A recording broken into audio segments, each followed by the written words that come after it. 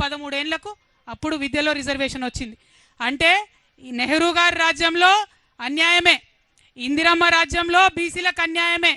తర్వాత రాజీవ్ గాంధీ గారు వస్తే ఇదే విపి సింగ్ గారు నేను అమలు చేస్తున్న మండల్ కమిషన్ రిపోర్ట్ అంటే పార్లమెంటులో గంటన్నర మాట్లాడతారు రాజీవ్ గాంధీ గారు.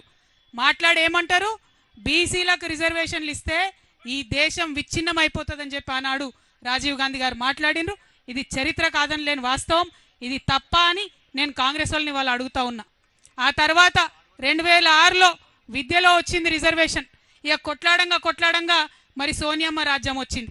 సోనియమ్మ రాజ్యంలో 2011లో కులగణన చేస్తామని చెప్పి మొదలుపెట్టిండ్రు. 4500 కోట్ల రూపాయలు ఖర్చు పెట్టిండ్రు, కులగణన చేసిండ్రు. కానీ ఆ రిపోర్ట్ మాత్రం ఇంతవరకు బయట పెట్టలే. ఎందుకోసం భయం, మనం ఎంతమంది ఉన్నామో తెలిస్తే అంత వాటా ఇవ్వాల్సి వస్తుందని భయం తప్పితే ఇంకొకటి ఏమీ లేదు.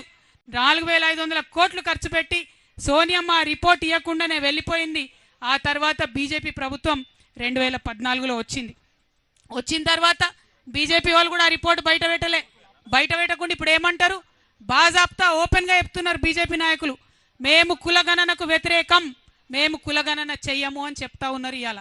అట్లా అని చెప్పి సుప్రీంకోర్టులో కూడా వాళ్ళు అఫిడవిట్ వేసిండ్రు.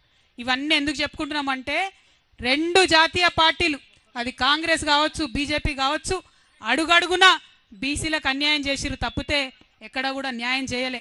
ఇవాళ నేను ఇప్పుడు చెప్పినటువంటి విషయాలన్నీ ఏ ఒక్కటి అవాస్తవమైనా నేను రాజకీయాల్లోంచి శాశ్వతంగా తప్పుకుంటానని చెప్పి ఛాలెంజ్ చేస్తా ఉన్నా కాంగ్రెస్ పార్టీకి, బీజేపీ పార్టీకి.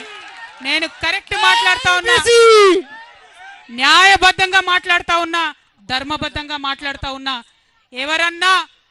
ఎవరన్నా ఈ భారతదేశంలో బీసీలకు న్యాయం చేసిరంటే అది కేవలం ప్రాంతీయ పార్టీలు మాత్రమే.